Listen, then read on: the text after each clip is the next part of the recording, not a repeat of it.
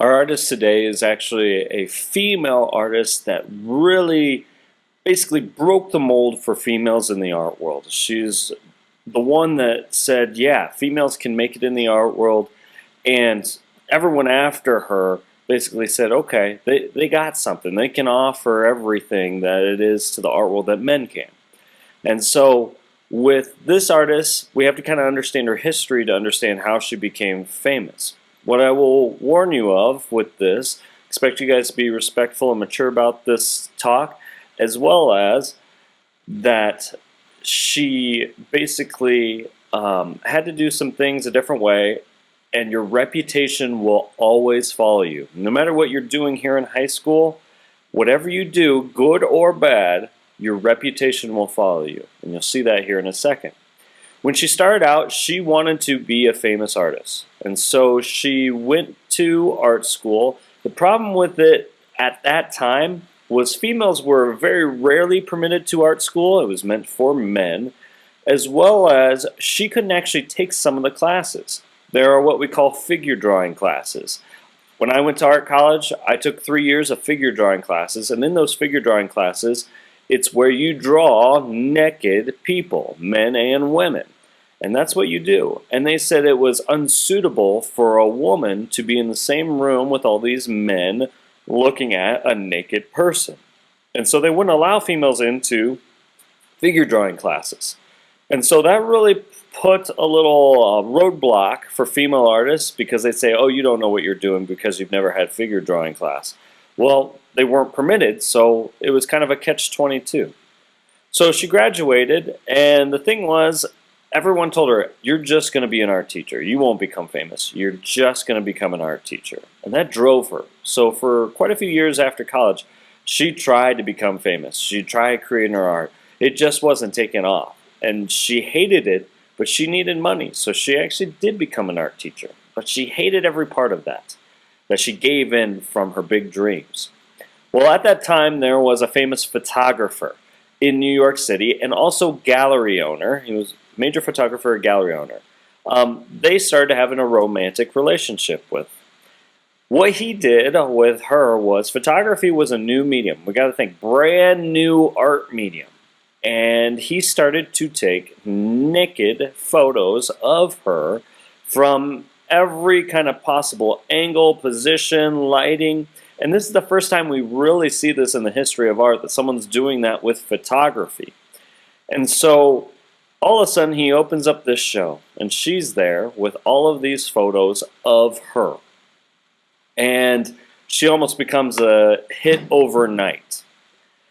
With that, she started creating her own art, and then she had her own show. Well, here is where reputation will follow you. Because of the fact that she was naked in previous photos, whenever people looked at her art pieces, they thought of something different. What she's actually doing here with these art pieces is she's looking at flowers. She absolutely loved the composition of flowers. If you were to zoom in on a flower, how would it look? She loved the colors. She loved the color theories within it. And so she zoomed in and abstracted those flowers. So for the style, I would like you to put abstract for the style. As well as, we should notice the time period, 1920s. So abstract and 1920s. But her first big show, she opened it up and she had these paintings of flowers. Now, reputation follows you. And so when people saw these paintings of the flowers, they thought that these paintings mimicked a female body part. Now, she denies any of that. She said, no, these are just flowers. I'm just trying to paint flowers, trying to paint these beautiful curves, beautiful colors all together. But on the side, her boyfriend, Stieglitz was his name, the gallery owner, would pull people aside and say, hey, no, she really did paint this based on female body part. And so there was this dynamic between that, but that controversy made her extremely famous. And even though she didn't agree with it, it did get her into the popularity of the art world and became pretty dang famous. So she painted flowers a lot of times. When she became older, she actually moved to Arizona and New Mexico, and she painted these skulls. You'll see a lot of cow skulls that have flowers around them. If you ever do see that, this is that artist. Her name is Georgia OKeefe. Georgia OKeefe, very famous female artist, one of the first to break the mold. So Georgia OKeefe, what I want you to know for the most important information is she painted, and I will say this, it's not that I want to share this as some, crazy random fact to make you feel weird. This is in every single art history book. I want you to know she painted flowers that may have mimicked a female body part. She painted flowers that may have mimicked a female body part. She painted flowers that may have mimicked a female body part. Okay? And so we know her for that in the history of art.